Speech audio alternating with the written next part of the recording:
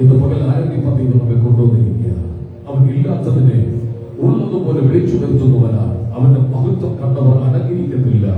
അവന്റെ മഹത്വം കണ്ടവരാണ് ഇന്ന് പകൽ ആരാധിപ്പാൻ ദൈവം കൊണ്ടുവന്നത്. അങ്ങനെയെങ്കിൽ കൈ ഉയർത്തി ഒന്നിച്ച് യേശുവെ എന്ന് വിളിച്ചാൽ കർത്താവിന്റെ രക്തം കൊണ്ട് നമ്മെ ശുദ്ധീകരിക്കും. എന്തെങ്കിലും അറിഞ്ഞോ അറിയാതെ വന്നിട്ടുണ്ടെങ്കിൽ അതെല്ലാം കർത്താവിനോട് ഏറ്റു പറഞ്ഞാൽ നോട്ടത്തിൽ, ചിന്തയിൽ, പ്രവൃത്തിയിൽ, കൊടുക്കവാങ്ങലുകളിൽ എന്തെങ്കിലും ന്യൂനതകൾ ഉണ്ടെങ്കിൽ, യാഗപീഠത്തിൽ തീയിറങ്ങാതെ ഇരിക്കത്തക്കവണ്ണം എന്തെങ്കിലും കുറ്റങ്ങൾ ഉണ്ടെങ്കിൽ അതെല്ലാം യേശുവാ എന്നോട് ക്ഷമിക്കണമെന്ന് വാചകമെന്ന് പ്രാർത്ഥിച്ചത്. എല്ലാവരും അതിനെ തുറന്ന് ഒരു മിനിറ്റ് സമയം എല്ലാവർക്കും സമർപ്പിച്ച് പ്രാർത്ഥിക്കാനുള്ള നിമിഷമാണ്. എല്ലാവരും ശബ്ദം ഉയർത്തി ഒന്ന് പ്രാർത്ഥിച്ചാൽ എല്ലാവരും ശബ്ദം ഉയർത്തി എല്ലാം ശബ്ദം ഉയർത്തി ഒന്ന് പ്രാർത്ഥിച്ച് ശബ്ദം ഉയർത്തി ഒന്ന് പ്രാർത്ഥിച്ച് ശബ്ദം ഉയർത്തി ഒന്ന് പ്രാർത്ഥിച്ച് ശബ്ദം ഉയർത്തി ഒന്ന് പ്രാർത്ഥിച്ച്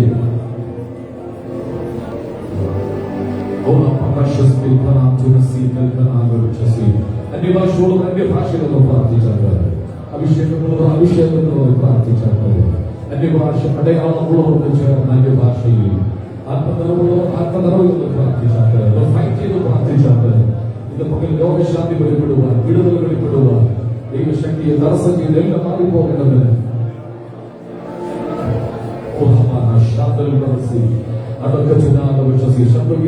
ശബ്ദം ഉയരുന്നില്ല. കുറച്ചുകൂടി ശബ്ദം ഉയർത്തില്ല. അടുത്തിരിക്കുന്ന ആളുകൾ കേൾക്കട്ടെ, ദൈവം ഒന്ന് കേൾക്കട്ടെ. ഒന്ന് കാര്യങ്ങളൊക്കെ ചലിപ്പിച്ച് അതിനൊക്കെ ചലിപ്പിച്ച് ശരീരം കൊണ്ടൊന്ന് ദൈവത്തെ ആരാധിച്ച് ശരീരം കൊണ്ട് ദൈവത്തെ ഒന്ന് സ്തുതിച്ച പ്രബലമായ ശാന്തിയുടെ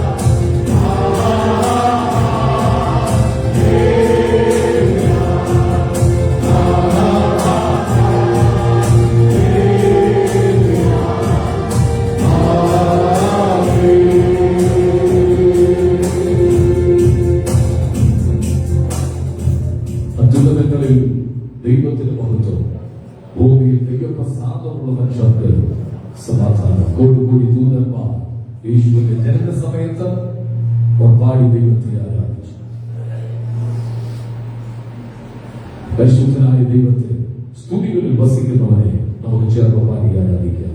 ആരിലും ആരാധ്യനെ രാജാവി രാജാവുനെ പാടി പുകഴ്ത്തലും ഈ ഗാനം ചേർന്ന് പാടി.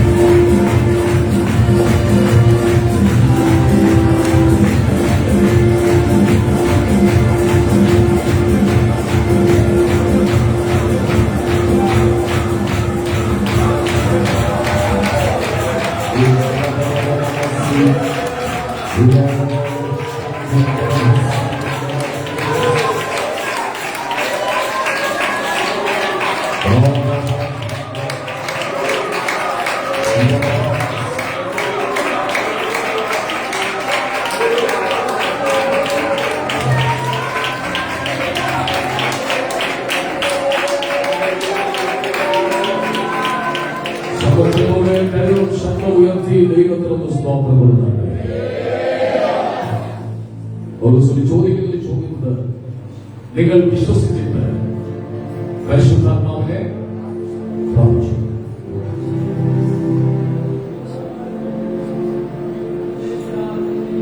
വിശ്വസിച്ചിട്ട് പരിശുദ്ധാത്മാവിനെ പ്രാപിച്ചു. അവർ പറഞ്ഞ പരിശുദ്ധാത്മാവ് ഉണ്ടെന്നുപോലെ ഞങ്ങൾ പരിശുദ്ധാത്മാവിനെ പ്രാപിക്കണം എന്ന നിർബന്ധമുണ്ട്. അതെന്താ ചെയ്യേണ്ടത്? ഉത്സവത്തിന് മഹാദിനം കൊടുക്കുന്നവർ യേശുവിനോട് വിളിച്ചു പറഞ്ഞ് ദാഹിക്കുന്നവരെല്ലാം എന്റെ അടുക്കൽ വന്ന് കുടിക്കട്ടെ. യേശുവിന്റെ അടുക്കൽ വരണം. ദാഹം ഉണ്ടായിരിക്കണം. ഏതെങ്കിലും ഒരു യോഗത്തിൽ ദൈവം എന്നെ അഭിഷേകം ചെയ്യുമെന്ന് നീ വിശ്വസിക്കണം. ഈ ചെയ്യുന്നവന്റെ എവിടെ നിന്ന്? ഉള്ളിൽ നിന്ന്. തിരുവഴുത്ത് പറയുന്നത് പോലെ ജീവജലത്തിന്റെ നദികൾ നിങ്ങൾ രക്ഷിക്കപ്പെട്ടപ്പോൾ നിങ്ങളിൽ പരിശുദ്ധാത്മാവ് വന്നു. പാപത്തെക്കുറിച്ചും നീതിയെക്കുറിച്ചും ന്യായവിധിയെക്കുറിച്ചും ബോധം വരുത്തിയതുകൊണ്ടാണ് രക്ഷിക്കപ്പെട്ടത്. അല്ലാതെ പ്രസംഗിക്കുന്ന ആളുകളുടെ വാചാതുര്യം കേട്ടുകൊണ്ടോ അവരുടെ സൗന്ദര്യം കൊണ്ടുകൊണ്ടോ രക്ഷിക്കപ്പെട്ടതല്ല. യേശുവിനെ രക്ഷകനും കർത്താവായി അംഗീകരിച്ചതാണ്. അടുത്തത്, നിങ്ങളിൽ പരിശുദ്ധാത്മാവുണ്ട്. പക്ഷെ അന്യഭാഷ അടയാളത്തോടുകൂടി പരിശുദ്ധാത്മാവിനെ പ്രാപിച്ചോ എന്നുള്ളതിന്റെ ഏകവും പ്രത്യക്ഷമായ അടയാളം അന്യഭാഷയാണ്. എവിടെയെല്ലാം പരിശുദ്ധാത്മാവ് വന്നു എന്ന് വായിക്കുന്നു അവിടെയെല്ലാം അന്യഭാഷ പറഞ്ഞു എന്ന് എഴുതിയിട്ടുണ്ട്. പത്രോസിനെ വിളിച്ച് കൊർന്നേലിയോസിന്റെ വീട്ടിൽ യോഗം നടത്തുമ്പോൾ അവിടെ ഇരുന്ന് ആരാധിക്കുമ്പോൾ പെട്ടെന്ന് അവിടെ ആത്മാവ് വന്നു. അവർ അന്യഭാഷയെ സംസാരിക്കാൻ തുടങ്ങി. മനസ്സിലാകുന്നുണ്ടോ? അതുകൊണ്ട് നിങ്ങൾ ആഗ്രഹിക്കണം. ഓരോ മീറ്റിംഗിൽ വരുമ്പോൾ ദൈവമേ അവരുടെ അഭിഷേകത്താൽ പറക്കണം. പറയാൻ കാരണം ഇനിയുള്ള കാലഘട്ടം പിടിച്ചു നിൽക്കണമെങ്കിൽ അഭിഷേകത്തിന്റെ ശക്തി നമുക്ക് ആവശ്യമാണ്. ചിലർക്ക് അന്യഭാഷ വീട്ടിലെത്തിരിക്കാം, പക്ഷെ ശരീരത്തിൽ നമുക്ക് ശക്തി ഉണ്ടായിരിക്കാം. അവർ നന്നായി കയ്യിലിരിക്കുമ്പോൾ അന്യഭാഷയുടെ നാവിൽ വരുന്നില്ലായിരിക്കാം. പക്ഷെ നിങ്ങളുടെ മേൽ ശക്തി തന്നിട്ടുണ്ട്. അന്യഭാഷ അടയാളത്തോടെ ബോധിക്കണം. നാൽപ്പത് മാറിയപ്പോൾ ഇറങ്ങുന്ന ആത്മാവ് നമ്മുടെ ചർച്ചയിൽ നിന്നും ഇവിടെ ഉണ്ടെന്ന് വിശ്വസിക്കുന്നവർ നമുക്ക് പ്രാർത്ഥിക്കാം. തുടർന്നുള്ള ശുശ്രൂഷയുടെ അനുഗ്രഹത്തിന് വേണ്ടി നമ്മൾ ഒന്നിച്ച് പ്രാർത്ഥിച്ചുകൊണ്ടിരിക്കുമ്പോൾ പ്രമോദ് ബ്രദർ ശബ്ദം ഉയർത്തി സഹായത്തെ വഹിച്ചുകൊണ്ട് പ്രാർത്ഥനയിൽ നമ്മെ സഹായിക്കും.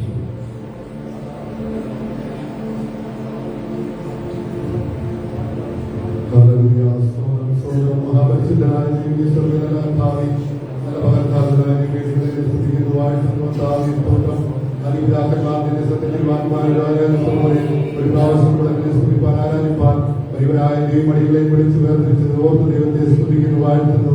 ഇന്നത്തെ പാട്ട പ്രാർത്ഥന ആരാധന ഹല്ലേലൂയ ഏറ്റവും അനുഗ്രഹപ്പെട്ടമായ തീരുവാക്കത്തോണം ദൈവമിടയാക്കി തീർത്തത് ഓർത്ത് ദൈവത്തെ സ്തുതിക്കുന്നു, വാഴ്ത്തുന്നു. സ്തോത്രം.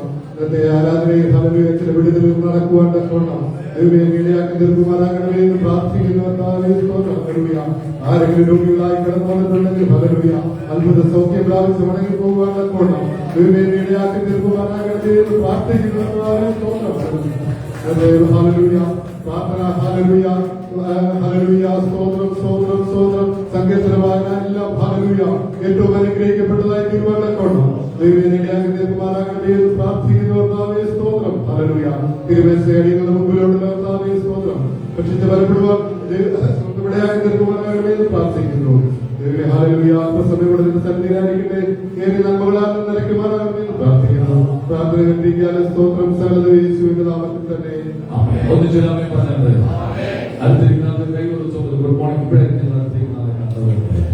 ഗുഡ് മോർണിംഗ് എന്ന് പറഞ്ഞു ചിരിച്ചോണ്ട് ഇടത് വലഞ്ഞിരിക്കുന്ന ആള് ദൈവസേന സന്തോഷത്തോടിരിക്കുക.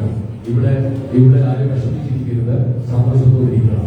രോഗമുണ്ടെങ്കിലും സൗഖ്യം കർത്താവാക്കും, ബലഹീനതയുണ്ടെങ്കിലും ദൈവം ബലപ്പെടുത്തും. എഴുന്നേറ്റ് നിൽക്കാൻ കഴിയുന്നവർ എഴുന്നേറ്റ് നിന്ന് നൃത്തം ചെയ്ത് ദൈവത്തിന് ദാവീദ് ദൈവത്തിന്റെ പെട്ടെന്ന് എങ്ങനെ ആരാധിച്ചത്? നൃത്തം. കാലുകൾ ഇളകിപ്പോവുകയാണ്. അഭിഷേകത്തിന്റെ വ്യാപാരം വരുമ്പോൾ കാലുകൾ ഇളകിപ്പോകും. അതിലും തുറന്ന ദൈവത്തെ സ്തുതിക്കണം, ശബ്ദം ഉയർത്തി ദൈവത്തെ സ്തുതിക്കണം. ചെറുപ്പാടി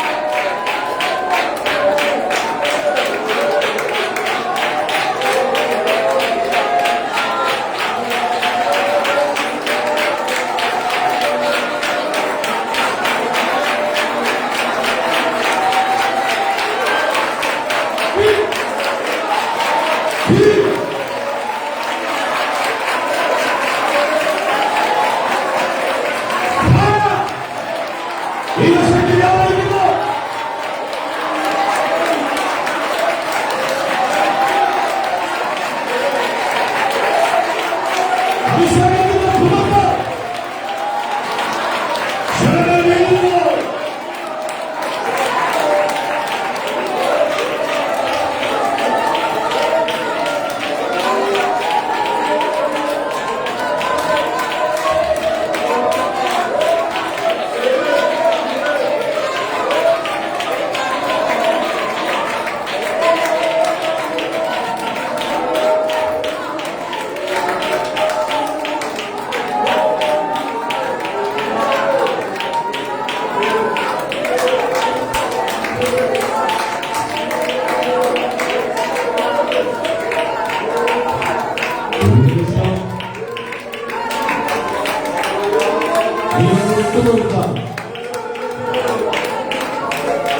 ഒരു നിമിഷം നീ നിന്നെ തന്നെ ഒന്ന് മാറുന്നാൽ ഇവരെ ലഭിക്കാത്ത ഒരു വലിയ അനുഗ്രഹം ദൈവത്തിന്റെ മേൽ പകർന്നിരിക്കുന്നു. നീ ആത്മാവിനെ നിയന്ത്രിക്കാൻ ആത്മാവ് നിന്നെ നിയന്ത്രിക്കരുത്.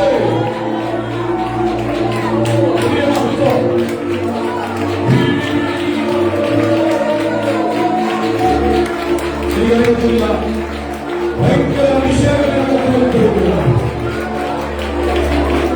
അപ്പോൾ സൗന്ദര്യങ്ങളുണ്ടാകും, ഉണ്ടാകും.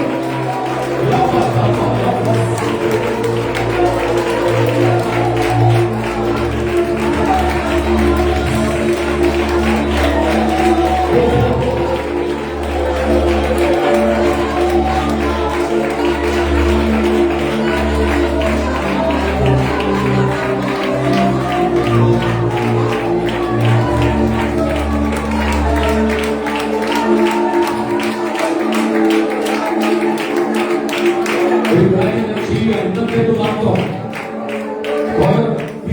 നിങ്ങൾ താഴോട്ട് ഒരു സ്റ്റേജിലേക്ക് ഫ്രീ ആയിട്ട് വിട്ടുകൊടുക്കാൻ പോകുന്നു. വീഡിയോ താഴെ ഫ്രണ്ടിലൊന്നും കാണാം, താഴെ വളരെ ശക്തിപ്പെട്ട വലിയ പ്രവൃത്തി കാണാൻ പോകുകയാണ്. അഭിഷേകം പ്രാപിക്കാൻ ആരെങ്കിലും ഉണ്ടെങ്കിൽ എനിക്ക് ഒന്നുകൂടെ പുതുക്കണം. അഭിഷേകം അങ്ങനെയുള്ളവരുണ്ടെങ്കിൽ ഫ്രണ്ടിൽ ഒപ്പം നിന്നോണോ. ആ കൈകൾ ഉയർത്തിപ്പിടിച്ചുകൊണ്ട്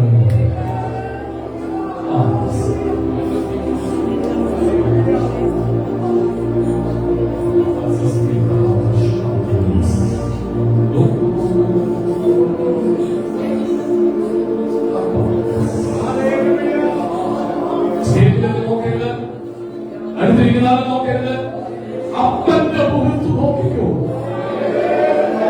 നിന്റെ മുഖം ശോഭ കൊണ്ടു നിറയും. അഭിഷേകം പ്രാപിക്കാൻ ഇഷ്ടമുള്ളവർ ഒന്നുമധികം ശക്തിപ്പെടുന്നവരൊക്കെ പ്രാർത്ഥിച്ചുകൊണ്ടിരുന്നോ. ഫ്രണ്ടിലുള്ളവരിൽ ഫ്രണ്ടിൽ നോക്കിക്കോ. കുഞ്ഞുങ്ങളെല്ലാം കണ്ണു വെച്ചു പ്രാർത്ഥിച്ചു. അവരെ 3 പേരുടെ പേരാണ് ദൈവം നമുക്ക് അതിൽ മുൻകൂടിയ ദൈവത്തിലെ കണ്ടിരിക്കുക. നിങ്ങൾക്ക് അഭിഷേകം ആവശ്യമാണ്, നിങ്ങൾക്ക് അന്യഭാഷ അറിയാൻ ആവശ്യമാണ്, നിങ്ങൾക്ക് പരിശുദ്ധാത്മാവിന്റെ നിറവ് ആവശ്യമാണ്.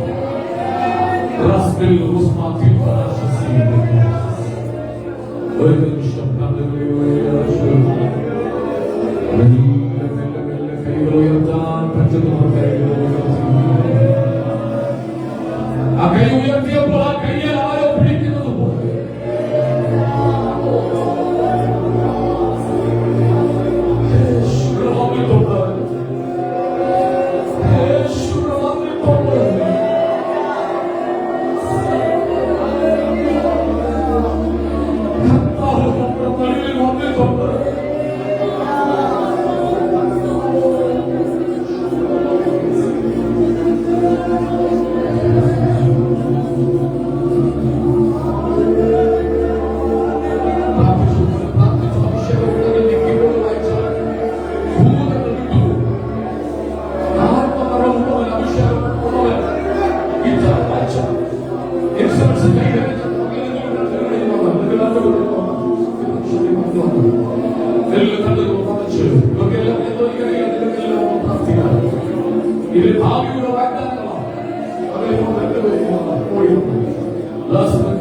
അഭിഷേകമുണ്ടെങ്കിൽ നിങ്ങൾക്ക് പാപത്തെ ജയിക്കാൻ പറ്റൂ.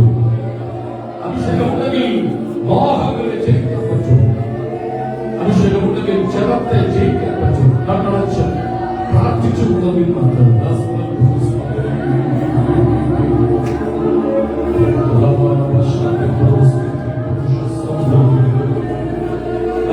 പരിശുദ്ധാത്മാവിന്റെ നവീകരണം സംഭവിക്കുന്നത്. അന്യഭാഷ പ്രാർത്ഥിച്ചുകൊണ്ട് അന്യഭാഷകൾ ഉറക്കെ അന്യഭാഷ അത് ലഭിക്കാത്ത സ്വന്തം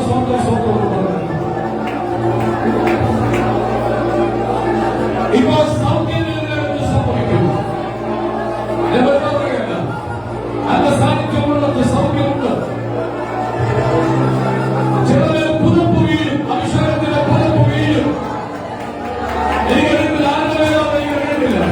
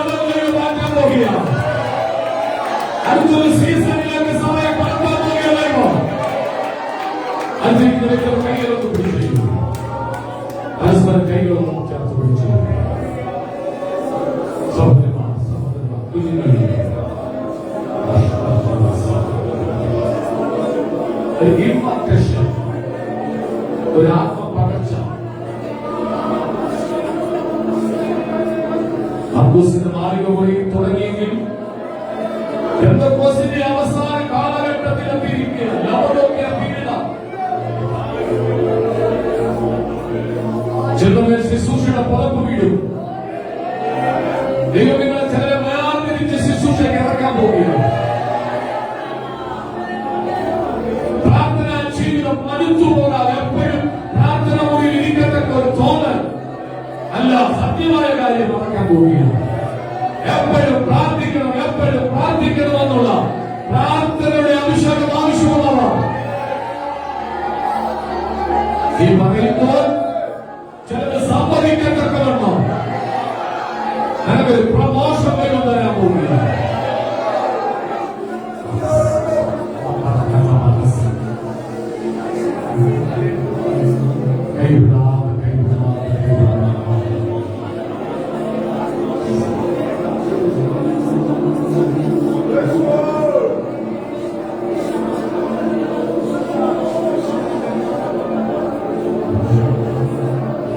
ഏകാഗ്രതയോട് നിൽക്കാമെങ്കിൽ ദൈവത്തിന്റെ തോടുതാണ്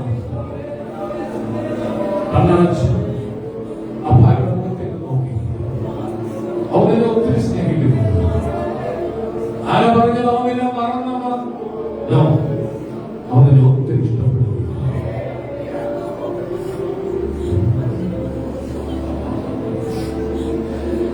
ഞാനൊന്ന് പ്രസംഗിച്ചില്ലെങ്കിലും അവരുടെ എന്താ ചെയ്യുന്നത് ചെയ്യട്ടെ. മനസ്സ് പതറിപ്പോകാതെ, കുഞ്ഞിന്റെ ഹൃദയം പതറിപ്പോകാതെ കണ്ണ് മടച്ചു പിടിച്ച് കയ്യിൽ അപ്പച്ചന്റെ കയ്യിൽ കൊടുക്കും.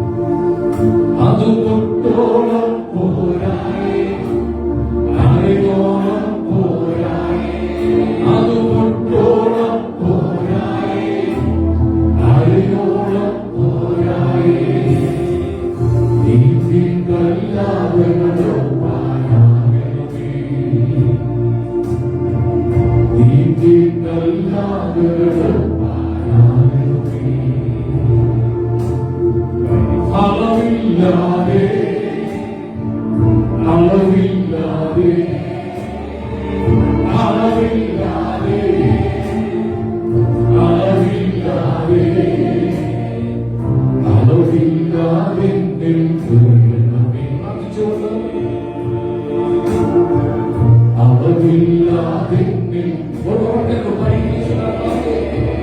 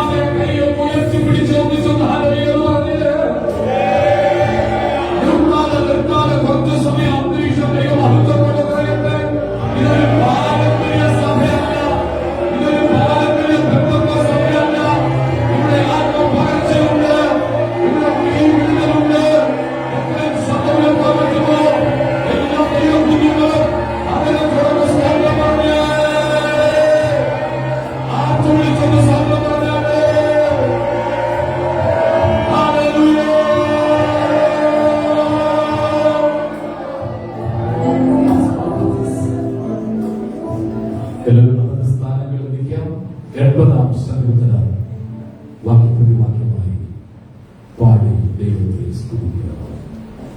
80-ാം സങ്കീർത്തനം. Thank you, Holy Spirit. Thank you, Jesus. 80-ാം സങ്കീർത്തനം വാക്യപ്രതിവാക്യമായി വായിക്കുക. ആട്ടിൻകൂട്ടത്തിൽ പുലൻ ജോസഫിനെ നടത്തുന്നവനായി ഇസ്രായേലിന്റെ ഇടയനായുള്ളവയെ ചുരുക്കൊള്ളണമേ. കിരുബിൽ മേൽ അധിവസിക്കുന്നവനെ പ്രകാശിക്കണമേ. ദൈവമേ, ഞങ്ങളെ ദാസ്ഥാനപ്പെടുത്തണമേ. ഞങ്ങൾ രക്ഷപ്പെടേണ്ടതിന് തിരുമുഖം പ്രകാശിപ്പിക്കണമേ.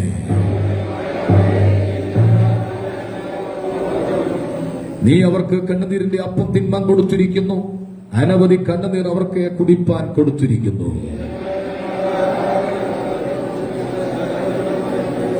ഇസ്രായേലിലെ ദൈവമേ, ഞങ്ങളെ ദാസ്ഥാനപ്പെടുത്തണമേ. ഞങ്ങൾ രക്ഷപ്പെടേണ്ടതിന് തിരുമുഖം പ്രകാശിപ്പിക്കണമേ. നീ അതിന് തടമെടുത്തു, അത് വേരൂന്നി ദേശത്ത് പടർന്നു. അത് കൊമ്പുകളെ സമുദ്രം വരെയും ചില്ലികളെ നദി വരെയും നീട്ടിയിരിക്കുന്നു. കാട്ടുപന്നി അതിനെ മാന്തിക്കളയുന്നു, വയലിലെ മൃഗങ്ങൾ അത് തിന്നുകളയുന്നു.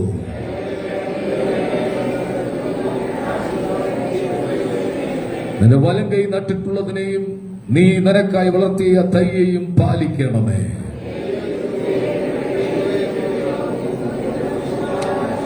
നിന്റെ കൈ നിന്റെ വലത്തുഭാഗത്തെ പുരുഷന്റെ മേലും നീ നിനക്കായി വളർത്തിയ മനുഷ്യപുത്രന്റെ മേൽ തന്നെ ഇരിക്കട്ടെ.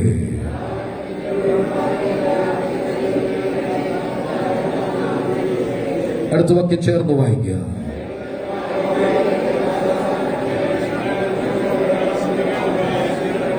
നമ്മുടെ വിശുദ്ധ കൈകൾ ഉയർത്തി ദൈവത്തിന് നന്ദിയോടെ സ്തോത്രം ചെയ്യുക. നമ്മുടെ കർത്താവ് ആരാധനയ്ക്ക് യോഗ്യനാകിയാൽ സന്തോഷത്തോട് ദൈവത്തിന് സ്തോത്രം ചെയ്യുക. അവന്റെ തേജസ് ഇന്ന് പകൽ വെളിപ്പെട്ട് വന്നതുകൊണ്ട് ദൈവത്തിന് നന്ദിയോടെ സ്തോത്രം ചെയ്യുക. ഉയർത്തെഴുന്നേറ്റ ദൈവശക്തി ഇവിടെ വ്യാപരിക്കുന്നത് കൊണ്ട് സ്തോത്രം ചെയ്യുക. മഹോന്നതനായ മഹത്വപൂർണനായ കർത്താവ് വന്നതുകൊണ്ട് സ്തോത്രം ചെയ്യുക.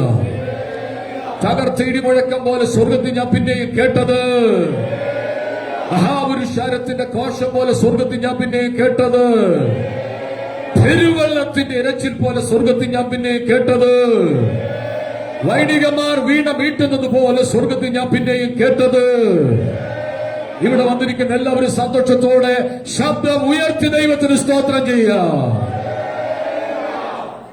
നമ്മുടെ കർത്താവിടെ ഹൃദയങ്ങളോട് സംസാരിക്കേണ്ടതിന് വായടച്ച് ദൈവത്തിന് നിശബ്ദമായി ദൈവത്തെ കാത്തു നിൽക്കുക. അളവിലധികമായി ഞങ്ങളെ സ്നേഹിക്കുന്ന പൊന്നു കർത്താവേ, ഞങ്ങൾ വന്ന നിമിഷം മുതൽ ഇവിടെ വെളിപ്പെട്ട ദൈവ സാന്നിധ്യത്തിനായി ഞങ്ങൾ നന്ദി പറയുകയാണ്. സ്വർഗം അങ്ങയുടെ സിംഹാസനം, ഭൂമി അങ്ങയുടെ പാദപീഠമാ. അങ്ങയുടെ പാദപീഠത്തിൽ ഇന്ന് പകൽ ഞങ്ങൾ ഇരിക്കുമ്പോൾ ഞങ്ങളോട് സംസാരിക്കണമേ. അവിടുത്തെ ശബ്ദം ഞങ്ങളെ കേൾപ്പിക്കണമേ. സകലതും മറന്നങ്ങെ ആരാധിപ്പാൻ അകക്കണ്ണുകളെ പ്രകാശിപ്പിക്കണം. യേശുവിൻ നാമത്തിൽ തന്നെ പ്രാർത്ഥനയോടെ എല്ലാവർക്കും ദൈവസന്നിധിക്കാം. ഇന്ന് സഭായോഗത്തിൽ വെളിപ്പെട്ട ദൈവ ശക്തിക്കായി, ദൈവ സാന്നിധ്യത്തിനായി ഞാൻ ദൈവത്തിന് നന്ദി പറയുകയാണ്. ശരിക്കും എത്ര പേര് ആത്മസാന്നിധ്യം അനുഭവിച്ചു? വെറുതെ കൈപൊക്കാതെ ഒത്തിരി ആളുകൾ ഞാൻ കണ്ടു. ദൈവ സാന്നിധ്യത്തിന്റെ കവറിങ്ങിനകത്ത് അവിടെ ഇരിക്കുന്നത് കർത്താവ് കാണിച്ചു. ചിലരുടെ മേൽ അസാധാരണമായ ദൈവശക്തി വെളിപ്പെട്ടു. ഞാന് ഒരു ശുശ്രൂഷകനാണെങ്കിലും ദൈവാത്മാവിന്റെ ശബ്ദം കേട്ട് ശുശ്രൂഷിക്കുന്ന ആളാണ്. എഴുതി വെച്ച തക്സ വായിച്ച് തീർക്കുന്നത് പോലെ സഭായോഗങ്ങൾ അവസാനിപ്പിക്കുന്ന 100 പെന്തക്കോസ്ത് സഭകളുണ്ട്. പക്ഷേ നമ്മുടെ സഭ ആത്മനിയോഗത്താൽ ചലിക്കുന്ന സഭയാണ്. പാട്ടൽപ്പം ഒന്ന് മാറ്റിവെച്ച്, പ്രസംഗം അല്പം മാറ്റിവെച്ച് ദൈവാത്മാവ് പ്രവർത്തിക്കേണ്ടതിന് വേണ്ടി നാം വിട്ടുകൊടുക്കുമ്പോൾ ദൈവാത്മാവിന്റെ അസാധാരണമായ ദൈവപ്രവൃത്തി സഭാ ഹാളിനകത്ത് വെളിപ്പെടും. 1-ാം നൂറ്റാണ്ടിൽ കൂടി വന്ന ഇടത്ത് അതിഭയങ്കരമായ ശക്തി വെളിപ്പെട്ടതുപോലെ ഈ കാലഘട്ടങ്ങളിൽ അവനേക്കാൾ ശക്തിയേറിയ ദൈവപ്രവൃത്തി നമ്മുടെ സഭായോഗങ്ങളിൽ നടക്കാൻ പോകുകയാണ്. അത് വിശ്വസിക്കുന്നവർ മാത്രം ഒന്നിച്ചൊരാമി പറഞ്ഞാട്ടെ. ആത്മാവിന്റെ അളവ് പങ്കിട്ടു തരുന്ന ദൈവമാണ്. ചിലർക്ക് ഒരുപാട് അളവ് കിട്ടും, ചിലർക്ക് നേരിയ അളവായിരിക്കാം. പക്ഷെ നിങ്ങളുടെ മേൽ പകർന്നിരിക്കുന്ന അളവിനെ നിങ്ങൾ വ്യാപാരം ചെയ്യണം, പിടിച്ചൊതുക്കി നിർത്തരുത്. ആത്മസാന്നിധ്യം വെളിപ്പെടുമ്പോൾ, ആത്മശക്തി വെളിപ്പെടുമ്പോൾ സകലതും മറന്ന് ആരാധിക്കണം. ഈ സഭയിൽ നൃത്തം ചെയ്ത് ആരാധിക്കാൻ സ്വാതന്ത്ര്യമുണ്ട്, തുള്ളിച്ചാടി ആരാധിക്കാൻ സ്വാതന്ത്ര്യമുണ്ട്, വീണ് കിടന്ന് ആരാധിക്കാൻ, മുട്ടയിലിരുന്ന് ആരാധിക്കാൻ. നമ്മുടെ ആരാധന മറ്റാർക്കും ഡിസ്റ്റർബ് ആകാതെ ഇവിടെ ദൈവപ്രവൃത്തി വെളിപ്പെടുമ്പോൾ അതിന് വിട്ടുകൊടുക്കണം. എന്തുകൊണ്ട്? ദൈവത്തിന് നിങ്ങളെ കുറിച്ചൊരു പദ്ധതിയുണ്ട്. ഒന്നിച്ചൊരാമി പറഞ്ഞാട്ടെ. ഈ മാസം തുടങ്ങി ഡിസംബർ 31 വരെ കർത്താവ് വരാൻ താമസിച്ചാൽ നമ്മൾ കഴിഞ്ഞ ആഴ്ച ചിന്തിച്ചൊരു ചിന്തയുടെ വാക്യശകലമാണ് അതിനെ തുടർന്ന് സംസാരിക്കാൻ ആഗ്രഹിക്കുന്നത്. ശത്രുക്കൾ കാണുക, ദൈവം അടയാളം ചെയ്യും. പകയ്ക്കുന്നവർ കണ്ട് ലജ്ജിക്കേണ്ടതിന് നന്മയ്ക്കൊരു അടയാളം ചെയ്യണം. അപ്പൊ നിന്നെ പകയ്ക്കുന്നവരുണ്ട്, അവർ കാണുക നിനക്കൊരു അടയാളം ദൈവം തരാൻ പോകുകയാണ്. പകയ്ക്കുന്നവർ ഒരുപാട് പേരുണ്ട്. ദൈവിക സാന്നിധ്യം അനുഭവിക്കുമ്പോൾ തന്നെ നിന്ദിക്കുന്നവർ ഒരുപാട് പേരുണ്ട്. അവരുടെ മുമ്പിൽ നന്മയ്ക്കൊരു അടയാളം. ഉറക്കെ പറഞ്ഞ് നന്മയ്ക്കൊരു അടയാളം. കുറച്ചുകൂടെ ശബ്ദത്തിൽ പറഞ്ഞ് നന്മയ്ക്കൊരു അടയാളം. അത് ഈ ദിവസങ്ങളിൽ നിങ്ങളുടെ കൺമുമ്പിൽ വെളിപ്പെടാൻ വേണ്ടി പോകുകയാണ്. അത് വിശ്വസിച്ച് മാത്രം 2 കൈയും ഉച്ചത്തിൽ നടിച്ച് ദൈവത്തിന് സ്തോത്രം കൊടുത്തത്. അങ്ങനെയാണെങ്കിൽ 80-ാം സങ്കീർത്തനം, എല്ലാവരും അവിടെ ഇരുന്നാട്ട് ഇടയ്ക്ക് എഴുന്നേറ്റ് പോകരുത്. ഞാൻ പറഞ്ഞിട്ടുണ്ട്, വെള്ളമൊക്കെ കുടിച്ചിട്ടോ ഒക്കെ വന്നിരുന്നോണം. എന്തെങ്കിലും പ്രയാസമുള്ളവരിടയ്ക്ക് ടോയ്ലറ്റിൽ പോകുന്നോണ്ട് തെറ്റില്ല. ബാക്കിയെല്ലാം ഒരു ശ്രദ്ധയോടെ ഇരിക്കണമേ. 1-ാം വാക്യം, 80-ാം സങ്കീർത്തനത്തിന് 1-ാം വാക്യം. ആട്ടിൻകൂട്ടത്തെ പോലെ യോസഫിനെ നടത്തുന്നത്. ജോസഫിന്റെ ചരിത്രമാണ് ഇന്ന് പകൽ നാം ചിന്തിക്കാൻ പോകുന്നത്. അബ്രഹാമിന്റെ മകൻ ഇസ്ഹാക്ക്, ഇസ്ഹാക്കിന്റെ മകൻ യാക്കോബ്, യാക്കോബിന്റെ മകൻ എത്രാമത്തെ മോനാണ്? 4-ാമത്തെ അല്ലെ? ഒന്ന് പറഞ്ഞേ. പുതിയ സഭയായതുകൊണ്ട് പുതിയ ആളുകൾ ഉള്ളതുകൊണ്ടും കുറച്ചൊക്കെ പഠിപ്പിച്ചുകൂടെ പോകുന്നത് നല്ലതായിരിക്കും. അബ്രഹാമിന്റെ മകൻ ആരാണ്? ഇസ്ഹാക്കിന്റെ മകൻ, യാക്കോബിന്റെ മകൻ ജോസഫ്. 4-ാം തലമുറ. 1-ാം തലമുറ ദൈവശബ്ദം കേട്ടിറങ്ങിയതാ. മെസൊപ്പൊത്താമിയ ഊരിൽ നിന്നും ദൈവം കേട്ടിറങ്ങിയതാ. 2-ാം തലമുറ, 1-ാം തലമുറയ്ക്ക് നമുക്കൊരു പേരിടാം, അനുഭവത്തിന്റെ തലമുറ. 2-ാം തലമുറയ്ക്ക് ഒരു പേര് കൊടുക്കാം, അനുകരണത്തിന്റെ തലമുറ. അപ്പൻ മുട്ടയിലിരുന്ന് പ്രാർത്ഥിച്ചാൽ മക്കൾ വേണ്ടിയിരുന്ന് പ്രാർത്ഥിക്കും. അപ്പൻ ദശാംശം കൊടുത്താൽ ആരും കൊടുക്കും ദശാംശം? മക്കൾ. ഭിക്ഷക്കാർ വരും, ഇവിടെ ഒന്നും ഇല്ല പോ എന്ന് പറഞ്ഞാൽ മക്കൾ എന്ന് പറയും, പോ ഇവിടെ ഒന്നും ഇല്ല.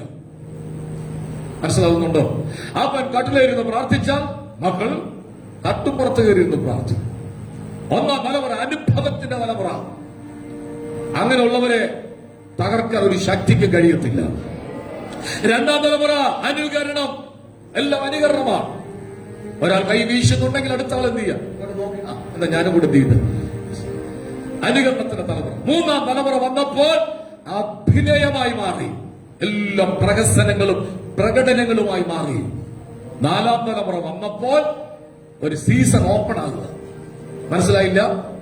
ഈ തലമുറ ഇവിടെ കൊണ്ട് അവസാനിച്ച് അടുത്തൊരു തലമുറയ്ക്ക് വേണ്ടി ദൈവം പ്രവർത്തിക്കാൻ പോകുക. അതിനൊരു വാക്യം ഞാൻ പറയാം. യഹോവ ജോസഫിന്റെ കൂടെ ഇരുന്നു, അവൻ കൃതാർത്ഥനായി. ദൈവം കൂടെ ഇരിക്കുന്ന സാന്നിധ്യം ദൈവം നിങ്ങൾക്ക് തരാൻ പോകുക. ദൈവം കൂടെ ഉണ്ടെങ്കിൽ മേഖലകൾ വിജയമാക്കി മാറ്റും. എങ്ങനെ? ഞാൻ താഴ്ച പ്രാപിക്കത്തില്ല, ഞാൻ ഉയർച്ച പ്രാപിക്കും. ആ വാക്യം എല്ലാ ആഴ്ചയിലും ഒന്ന് പറയാൻ പോവുക. ഒന്ന് പറഞ്ഞേ. എത്ര ശബ്ദത്തിൽ പറയാമോ അത്രത്തോളം ഉയർച്ചയിലേക്ക് എത്തും. ഉറക്കെന്ന് പറഞ്ഞേ. സഹോദരിമാര് മാത്രം ഒന്ന് പറഞ്ഞാട്ടെ. ഈ സഹോദരന്മാർ മാത്രം ഒന്ന് പറഞ്ഞാട്ടെ. ഞാൻ താഴ്ച പ്രാപിക്കത്തില്ല, ഞാൻ ഉയർച്ച തന്നെ പ്രാപിക്കും. ജോസഫിന്റെ കൂടെ ദൈവം ഇരുന്നു. വായിക്കാൻ വേഗത്തിൽ ബൈബിൾ എല്ലാവരും ഒന്ന് തുറന്നിട്ട് ജോസഫിന്റെ ചരിത്ര ഭാഗത്തേക്ക് നമുക്ക് നോക്കാം. ഉൽപ്പത്തി പുസ്തകം 37-ാം അധ്യായത്തിന്റെ എല്ലാവരും ബൈബിൾ തുറന്ന് 9-ാമത്തെ വാക്യം മുതൽ ഓടിച്ചു വായിക്കാം.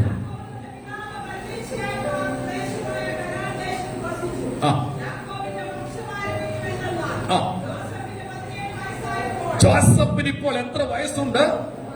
17 വയസ്സായപ്പോൾ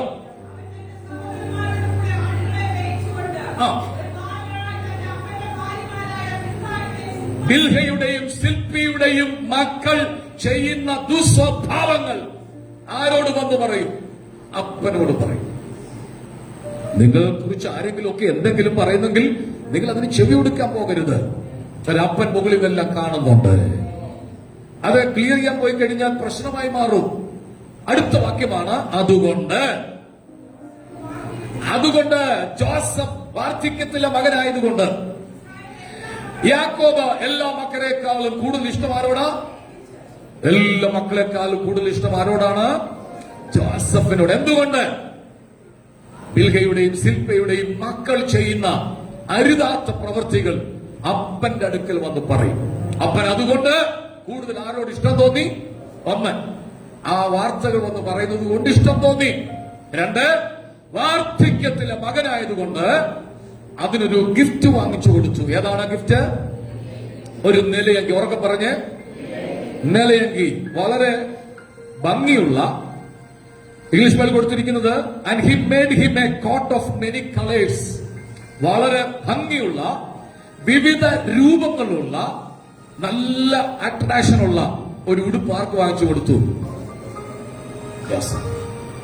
അഭിഞ്ഞു വന്നേ. എത്ര സഹോദരന്മാരുണ്ടോ അവിടെ മുമ്പിൽ ഒരു ഉടുപ്പ്, കഴുത്തു മുതൽ താഴെ വരെ കിടക്കുന്ന ഒരു ഉടുപ്പ. അത്ര ഒരു ഉടുപ്പ. നമ്മുടെ ഭാഷ പറയുന്നത് നൈറ്റി എന്നൊക്കെ പറയാം. നൈറ്റി അല്ല, 100 രൂപയുടെ നൈറ്റി അല്ല. അല്ലെ അച്ഛന്മാർ പുരോഹിതന്മാരിടുന്ന കഴുത്ത് തൊട്ട് താഴെ വിവിധ കളറുകളുണ്ട്. ആ കോട്ടിന് കളറുകളുണ്ട്, ഭംഗിയുള്ള കളറുകളുണ്ട്. ആര് കണ്ടാലും എന്ത് ചെയ്യും? നോക്കും.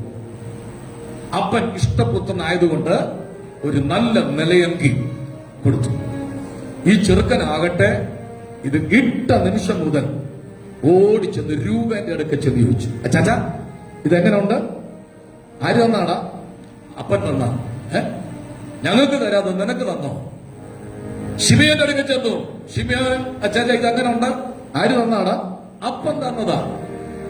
ചെറിയ പ്രശ്നമാ, അത് വലിയ കാടായി മാറി, വലിയ തീയായി മാറി. എന്താ? ജോസഫിനെ ഒറ്റപ്പെടുത്തി നിർത്തിയിട്ട് ബാക്കി എല്ലാവരും കൂടെ ഒരു യൂണിറ്റി ഉണ്ടാക്കി. നമ്മുടെ ഭാഷ പറഞ്ഞ ഒരു യൂണിയൻ ഉണ്ടാക്കി.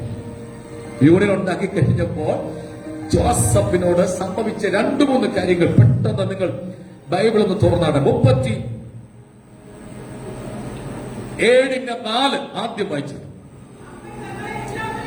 അപ്പൻ തങ്ങളെ എല്ലാവരെ കാട്ടിലും ജോസഫിന് ഒത്തിരി, എപ്പോ നോക്കിയാലും ജോസഫ് ആരുടെ അടുത്ത് നിൽപ്പുണ്ട്? അപ്പന്റെ അടുത്ത് നിൽപ്പുണ്ട്. അപ്പനും ജോസഫും തമ്മിൽ ഭയങ്കര ഇഷ്ടമാണ്, താല്പര്യമാണ്. നിങ്ങൾക്ക് ദൈവം തന്ന മക്കളെ നിങ്ങൾ ഒരുപോലെ സ്നേഹിക്കണം. ഹലോ, 3 മക്കളുണ്ടെങ്കിൽ 3 പേരെ ഒരുപോലെ സ്നേഹിക്കണം. അബിയോട് കൂടുതൽ ഇഷ്ടം, അക്കുവിനോട് ഇഷ്ടക്കുറവ് തോന്നുന്നെന്നോട് തോന്നരുത്. ഒരു ഉടുപ്പ് വാങ്ങിച്ചാൽ ആർക്കൂടെ വാങ്ങിക്കണം? അക്കുവിന് ഒരു ഉടുപ്പ് വാങ്ങിച്ചാൽ ആർക്കൂടെ വാങ്ങിക്കണം? അങ്ങനെ കിട്ടുന്നുണ്ടോ? ഇല്ല. ബാക്കി സഹോദരന്മാരുടെ മുമ്പിൽ കിട്ടിയ ഉടുപ്പ് വിട്ടുകൊണ്ട് നിന്നപ്പോൾ അവർ ഒറ്റ യൂണിയനായിട്ട് ഇവനെ വീടിനകത്ത് എന്ത് ചെയ്തു? അവഗണിച്ചു. കൂട്ടുകൂടാൻ ആളില്ല, സംസാരിക്കാൻ ആളില്ല, സ്നേഹിക്കാൻ ആളില്ല, ഒന്നിനും ആളില്ല, കളിക്കാൻ, നമ്മുടെ ഭാഷ പറഞ്ഞ കളിക്കാൻ പോകാനും ആളില്ല. ജോസഫ് ഒറ്റപ്പെട്ടു. എവിടെ ഒറ്റപ്പെടുന്നോ അപ്പോൾ ഓർത്തോണം, നിനക്ക് വേണ്ടി സ്വർഗം ചലിക്കാൻ പോവുകയാണ്. ഈ തൂത് ഏറ്റെടുത്തോളം. എവിടെ നിന്നെ ആര് മാറ്റി നിർത്തുന്നോ, എവിടെ നിന്നെ അവഗണിക്കുന്നോ, അവിടെ ദൈവത്തിനെ ചേർക്കാൻ പോവുക. കൈ അടിച്ചൊന്ന് ദൈവത്തെ സ്തുതിച്ചാണ്.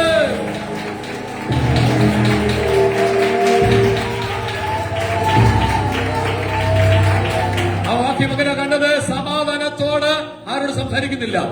ഈ ദിവസങ്ങൾ ആരെങ്കിലും നീ സംസാരിച്ചു തുടങ്ങുമ്പോൾ അസ്വസ്ഥ മനസ്സുണ്ടാക്കുന്നെങ്കിൽ ഓർത്തോ, നിന്റെ ഒരു വിളി കിടപ്പുണ്ട്. നീ ചെയ്യുന്ന കാര്യത്തിൽ ആരെങ്കിലും തടസ്സമുണ്ടാക്കുന്നെങ്കിൽ ഓർത്തോ, അസാധാരണമായ ഒരു വിളി നിന്റെ അകത്ത് കിടക്കുക.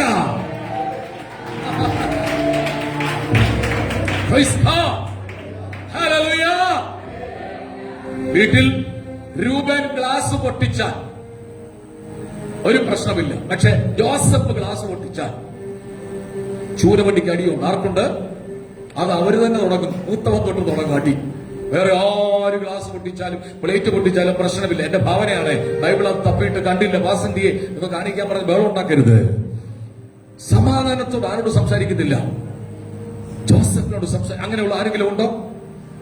നിങ്ങളുടെ അയൽവാസിയെന്നും എവിടെ നിന്നെങ്കിലും നീ സമാധാനത്തോട് സംസാരിച്ചു തുടങ്ങുമ്പോൾ ആരെങ്കിലും നിനക്കെതിരെ നിൽക്കുന്നുണ്ടെങ്കിൽ ഓർത്തോ, ദൈവം നിന്നെ തെരഞ്ഞെടുത്തിട്ടുണ്ട്. 1, സമാധാനത്തോട് സംസാരിക്കാൻ കഴിയുന്നില്ല. 2, അതിന്റെ 37ന്റെ 8ാം വാക്യം.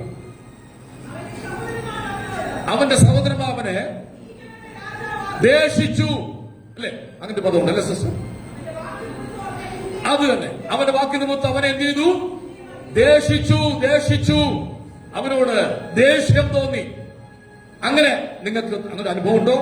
ആരെങ്കിലും നിങ്ങളെ കാണുമ്പോൾ തിരിഞ്ഞു നിൽക്കുന്നു, ആരെങ്കിലും നിങ്ങളെ കാണുമ്പോൾ ദേ പോകുന്നു, ഒരു പ്രാർത്ഥനക്കാരി, ഒരു ആരാധനക്കാരി എന്ന് പറയുന്നുണ്ടോ എങ്കിൽ നിങ്ങളുടെ മേൽ വിളി കിടക്കുക. 1, സമാധാനത്തോട് സംസാരിക്കുന്നില്ല. 2, ദേഷിച്ചു. 37ന്റെ 11. അവന്റെ സഹോദരന്മാർക്ക് അവനോട് ജലസി, അസൂയ തോന്നി. നിങ്ങളുടെ വളർച്ചയിൽ ആരെങ്കിലും സന്തോഷിക്കുന്നെങ്കിൽ നിങ്ങൾക്ക് സന്തോഷം തോന്നും. നിങ്ങളുടെ വളർച്ചയിൽ ആരെങ്കിലും നിങ്ങളുടെ അസൂയ തോന്നുന്നെങ്കിൽ ഓർത്തോ, നിങ്ങളുടെ മേൽ അഭിഷേകമുണ്ട്. കേട്ടില്ല. ഒരു വീട് വയ്ക്കുമ്പോൾ, വണ്ടി വാങ്ങിക്കുമ്പോൾ, ഒരു നന്മ വരുമ്പോൾ, ഉയർച്ച വരുമ്പോൾ, ശ്രേഷ്ഠത വരുമ്പോൾ, മാന്യത വരുമ്പോൾ, ദേശത്ത് ദൈവം നിങ്ങളെ ഉയർത്തുമ്പോൾ ആർക്കെങ്കിലും നിങ്ങളോട് അസൂയ തോന്നുന്നെങ്കിൽ അസൂയപ്പെടുന്നവർ അസൂയപ്പെടട്ടെ. പടി ദൈവം നിന്നെ ഉയർത്താൻ പോകുക. ചേർന്ന് കൈയടിച്ചൊന്ന് ദൈവത്തിന് സ്തോത്രം ചെയ്തിട്ട് അസൂയയുടെ ആത്മാവിനെ ശാസിക്കുക. യേശുവിന്റെ നാമത്തിൽ ഇപ്പൊ വിട്ടുമാറട്ടെ. കഴിഞ്ഞ ദിവസം ഒരു അക്രൈസ്തവനെ ഒരാൾ എന്നോട് പറഞ്ഞു, പക്ഷെ നിങ്ങളുടെ ചർച്ചിൽ ആളുകൾ കൂടി വരുന്നത് നാട്ടുകാരുടെ ഭയങ്കര അസൂയുണ്ട്. അപ്പൊ എനിക്ക് ഭയങ്കര സന്തോഷം തോന്നി. അയ്യോ, ആരാണെന്ന് ഒന്ന് കണ്ടുപിടിക്കണമല്ലോ എന്ന് കരുതി എന്റെ മനസ്സ് പോയില്ല. എനിക്ക് സന്തോഷം തോന്നി. കാരണം ചിലർ അസൂയപ്പെടട്ടെ, ചിലർ നിന്നെ കുറിച്ച് ദോഷം പറഞ്ഞുകൊണ്ട് നടക്കട്ടെ, അവർ നിന്നെ പുറകിൽ നിന്ന് കുത്തട്ടെ. എന്തുകൊണ്ട്? നീ അവരുടെ മുമ്പിൽ നിൽക്കുക. പിടികിട്ടിയില്ല. പുറകിൽ നിന്ന് ആരെങ്കിലും നിന്നെ കുത്തുന്നെങ്കിൽ ഓർത്തോ, നിന്നെ ദൈവം മുന്നിൽ നിർത്തിയിരിക്കുകയാണ്. നിന്നെ കുറിച്ച് അപവാദം പറയാൻ ഇവിടെ ശത്രുവുണ്ട്. അവരത് ചെയ്യട്ടെ. ഞാനോ നിങ്ങളും മേൽക്കുമേൽ അഭിവൃദ്ധി പ്രാപിക്കാൻ പോവുക. ഇന്നത്തെ ദൂത് മറക്കരുത്. അസൂയപ്പെട്ടു. ഇനി അടുത്ത ഒന്നിനും കൂടെ നോക്കാം. 37ന്റെ 18. അവർ അവനെ ദൂരത്തുനിന്ന് കണ്ടിട്ട് ഗൂഢാലോചന ഒന്ന് പറഞ്ഞാട്ട്, ഇവിടെ ദുരാലോചന എന്നാ കൊടുത്തിരിക്കുന്നു. എന്റെ ഭാഷ പറയാം, എങ്ങനെയുള്ള ഉറക്കെ പറഞ്ഞ് 2, 3, 4 പേര് കൂടി ഇരുന്നുകൊണ്ട് രൂപേനും ശിമയോനും എല്ലാവരും കൂടി പറഞ്ഞു, എന്ത് ചെയ്യാം, ഇവനെ കൊല്ലണം. ശ്രദ്ധിച്ചു കേട്ടോ, അടുത്ത ദൂത് എല്ലാവരും ഇങ്ങോട്ട് ശ്രദ്ധിച്ച്. ആരെങ്കിലും എവിടെയെങ്കിലും ഇരുന്ന് നിനക്കെതിരെ ദുരാലോചന ചെയ്യുന്നെങ്കിൽ, ഗൂഢാലോചന ചെയ്യുന്നെങ്കിൽ നീ മിണ്ടരുത്. അവൻ എന്തെങ്കിലും പഴിയോ ദുഷിയോ ഏക്കുന്നെങ്കിൽ, നിങ്ങളെക്കുറിച്ച് എല്ലാ തിന്മയും കളവായി പറയുമ്പോൾ നിങ്ങൾ സന്തോഷിച്ച് തുള്ളിച്ചാടി ആരാധിച്ചോണം. സ്വർഗത്തിൽ നിങ്ങൾക്ക് പ്രതിഫലം പറഞ്ഞേ വലുതാണ്. ഹല്ലേലൂയ. കൊല്ലാനുള്ള പദ്ധതി ഒളിച്ചിരുന്ന് മറവിലിരുന്ന് നീ വരുമ്പോൾ നിന്നെ അടിക്കത്തക്കവണ്ണം, നിന്നെ ഉപദ്രവിക്കത്തക്കവണ്ണം നടത്തുന്ന ശത്രുവിന്റെ പദ്ധതികൾ ഇന്ന് പകൽ പൊളിക്കാൻ പോവുകയാണ്. ഞാൻ വിശ്വാസത്തിലേക്ക് വന്നപ്പോ ചില ആളുകളെ ഞാൻ വിശ്വാസത്തിൽ കൊണ്ടുവന്നു. 12 കേസിലെ പ്രതിയായ ഓർപ്പിച്ചല്ലോ, ഒരു വിജയനൊക്കെ, ബുള്ളറ്റ് വിജയൻ എന്നൊക്കെ പറയും, ഒരു കൊലക്കേസിൽ പ്രതിയാണ്. അവനെ കൊണ്ട് ഞാൻ മീറ്റിങ്ങിനൊക്കെ പോകും, അവനെ കൊണ്ട് സാക്ഷി പറയിപ്പിക്കും, അവനെ പരസ്യങ്ങൾ കൊണ്ടുപോകും. അവന്റെ ഗ്യാങ്ങിൽപ്പെട്ട ഒരാള് എന്നെ അടിക്കാൻ വേണ്ടി നീരറ്റ് പുറത്തും പൊടിയാടിയിലും കാവൽ നിൽക്കുമായിരുന്നു. പനച്ചൂടൊക്കെ പ്രാർത്ഥന കഴിഞ്ഞ് വരുമ്പോൾ എന്റെ ഉള്ളിൽ ദൈവം പറയും, ഇന്ന് പൊടിയാടി വഴി പോണം. ഞാൻ പൊടിയാടി വഴി വരും. അവരപ്പോ ചക്കുളത്തായിരിക്കും നിൽക്കുന്നത്. പിറ്റേ യോഗം കഴിഞ്ഞ് വരുമ്പോൾ എന്റെ മനസ്സിൽ തോന്നുന്നു, ഇന്ന് ചക്കുളം വഴി പോണം. അവർ അന്വേഷിക്കുന്നുണ്ട്, ഞാൻ എതിരെയാ വരുന്നുണ്ടോ. അങ്ങനെ ദിവസങ്ങൾ കാത്തിരുന്നു. അതിലൊരാളാണ് ടയറിന്റെ വർക്ക് ചെയ്യുന്ന മോനായി, ഞാനൊരു സാക്ഷി പറഞ്ഞതെന്ന് തോന്നുന്നു, അദ്ദേഹം കൂടെ ഉണ്ടായിരുന്നു. ഒടുവിൽ അദ്ദേഹം മാനസാന്തരപ്പെട്ടു. പലയിടത്തും ആക്രമിക്കാൻ, സുവിശേഷം പറയുന്ന നിമിത്തം അടിക്കാൻ പതിയിരുന്നവരുടെ മുമ്പിൽ വിട്ടുകൊടുക്കാതെ ഇന്നും ജയത്തോടെ എന്നെ ദൈവം നിർത്തിയിരിക്കുകയാണ്. ആരോടൊരു ദൂത് കൈമാറുകയാണ്, ഒളിച്ചിരുന്ന് ആക്രമിക്കുവാൻ, നിനക്കെതിരെ ഗൂഢാലോചന ചെയ്തവരുടെ മുമ്പിൽ ആമി പെടാതെ വണ്ണം മാറ്റിവിട്ട ദൈവത്തിന്റെ വിശ്വസ്തത ശ്രേഷ്ഠമാണ്. നീ അറിയാതെ നിന്നെ മാറ്റിവിട്ടത് ദൈവത്തിന്റെ വിശ്വസ്തതയാ. ആ കൈയടിച്ചൊന്ന് ദൈവത്തിന്റെ ആത്മാവിൽ ഒന്ന് സ്തോത്രം ചെയ്താട്ട്. ഗൂഢാലോചനകൾ ദൈവം പൊളിക്കാൻ പോകുക. നിനക്കെതിരെ, നിന്റെ സഭയ്ക്കെതിരെ, നിന്റെ കുടുംബത്തിനെതിരെയുള്ള ഗൂഢാലോചനകളെ ദൈവം പൊളിക്കുകയാ. ഗൂഢാലോചനകളെ ദൈവം പൊളിക്കും. ഒരാമീൻ പറഞ്ഞാട്ടെ. അടുത്ത ഒരു വാക്യം കൂടെ ഉണ്ട്, 37:23. 37:23. അടുത്തത്, അവന്റെ വസ്ത്രം പറിച്ച് ഉരിഞ്ഞ് അവനെ ആരാക്കി? നഗ്നനാക്കി മാറ്റി. ശത്രുവിന്റെ ഏറ്റവും വലിയ പദ്ധതി തേജസ്സിന്റെ വസ്ത്രം പരിച്ചുറിയണം, രക്ഷയുടെ ഉടുപ്പ് ഇല്ലാതാക്കണം, നിന്നെ പ്രാകൃതനാക്കി ചെടികനാക്കി ദേശത്ത് അലഞ്ഞു നടക്കത്തക്കവണ്ണം, ഒരു ഭ്രാന്തനെ പോലെ തെരുവിൽ നടക്കത്തക്കവണ്ണം ഇരുട്ടിന്റെ ശക്തികൾ പ്രബലപ്പെട്ട് ഒന്നിച്ചു വന്ന രക്ഷയുടെ ഉടുപ്പ് കീറിക്കളയാൻ പദ്ധതി ചെയ്യുമ്പോൾ ഓർത്തോ, മറ്റൊരു ഉടുപ്പ് നിനക്ക് വേണ്ടി തയ്ച്ചുകൊണ്ടിരിക്കുകയാണ്. ഇന്നത്തെ ചോദ്യതാണ്, ജോസഫിനെ ദൈവം തെരഞ്ഞെടുത്തു, അവനെ ദൈവം മാനിച്ചു, അവനെ തകർക്കാൻ പദ്ധതിയിട്ടോടെ മുമ്പിൽ ദൈവം അവനെ ശ്രേഷ്ഠനാക്കി മാറ്റി. ഇന്ന് 17ാമത്തെ വയസ്സിൽ തുടങ്ങിയ വെല്ലുവിളി 12 വർഷം ജോസഫ് അനുഭവിച്ചു. 30ാമത്തെ വയസ്സിലാണ് തന്റെ സ്ഥിതി മാറിയത്. എങ്കിൽ ഞാൻ കൈ ചൂണ്ടി പറയാം, ഈ ചർച്ചിനകത്ത് ആരാധിക്കാൻ വന്ന ചിലരുടെ സ്ഥിതി ദൈവം മാറ്റാൻ പോകുകയാണ്. ഓ ആമേനെന്ന് ഉറക്കെന്ന് പറഞ്ഞാട്ടെ. ആമേൻ. നിന്നെ തകർക്കുവാൻ പദ്ധതിയിട്ടവരുടെ മുമ്പിൽ, നിന്നെ തകർക്കാൻ പദ്ധതിയിട്ടവരുടെ മുമ്പിൽ, നിന്നെ ദേഷിച്ചവരുടെ മുമ്പിൽ, നിന്നെ കൊല്ലുവാൻ പദ്ധതിയിട്ടവരുടെ മുമ്പിൽ, നിന്റെ വസ്ത്രം പറിച്ചുരിഞ്ഞ് നിന്നെ ചെടികനായി പ്രാകൃതനാക്കി വിശ്വാസത്തിന് തട്ടിക്കളയാൻ പോരാളിയുടെ മുമ്പിൽ ദൈവത്തിനെ മാനിക്കുകയാണ്.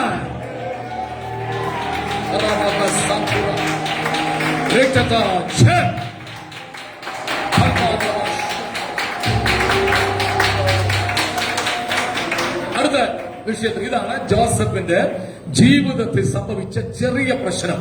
ഇനി അടുത്തത്, ഈ വിഷയങ്ങളെല്ലാം ഉണ്ടായപ്പോൾ താൻ കൃപയിന്ന് പോയില്ല, താൻ പ്രാർത്ഥിക്കാൻ തുടങ്ങി. ദൈവത്തോട് പ്രാർത്ഥിച്ചപ്പോൾ ദൈവം ഒരു സ്വപ്നം കൊടുത്തു. ആരെങ്കിലും ഉപദ്രവിക്കണമെങ്കിൽ നീ പ്രാർത്ഥിച്ചാൽ മതി. ദൈവം നിനക്ക് സ്വപ്നങ്ങൾ തരും, ദൈവം നിനക്ക് ആലോചന തരും, ദൈവം നിനക്ക് ദൂത് തരും. ജോസഫ് സ്വപ്നം കണ്ടു. ആദ്യത്തെ സ്വപ്നം എന്താണ് മക്കളെ? ശ്രദ്ധിച്ചോളം. ആദ്യത്തെ സ്വപ്നം, നമ്മൾ എല്ലാരും കൂടെ വയലിൽ കറ്റ കെട്ടിക്കൊണ്ടിരിക്കുമ്പോൾ ഞാനൊരു കാഴ്ച കണ്ടു. നിങ്ങളുടെ കറ്റ എഴുന്നേറ്റ് നിന്ന് എന്റെ കറ്റയെ നമസ്കരിക്കും. ഒന്നാമത്തെ സ്വപ്നം ജോസഫ് കാണുക.